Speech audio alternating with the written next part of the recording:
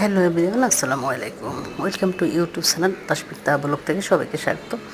তো আমি আজকে কী করছি দেখি সেগুলো করি আর আপনাদের সাথে কিছু কথা বলি।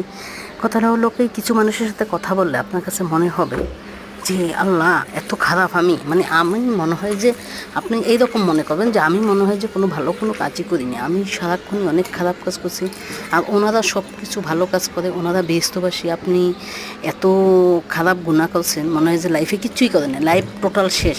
নিজের কাছে নিজেকে এত গুনাহগার, এত পাপী বন্দা মনে হয়।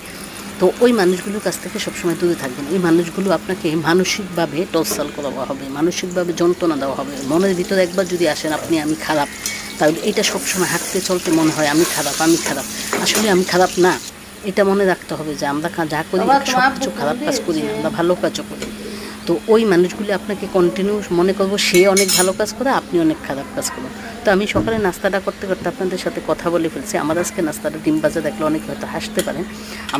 আমার সবজি রান্না করতে ইচ্ছা করে না, ভাজি করতেছি, এর জন্য ডিমটা দিয়ে অনেকগুলো বাঁধাকপি দিয়ে একটা সবজির মতো ডিমের মতো ভাজি। যাই হোক, আমার মা ছেলে হয়ে যাবে। সবাই ভালো থাকবেন, আমার ইউটিউব চ্যানেলটার সাথে থাকবেন, সবাই সুস্থ থাকবেন। আল্লাহ হাফেজ।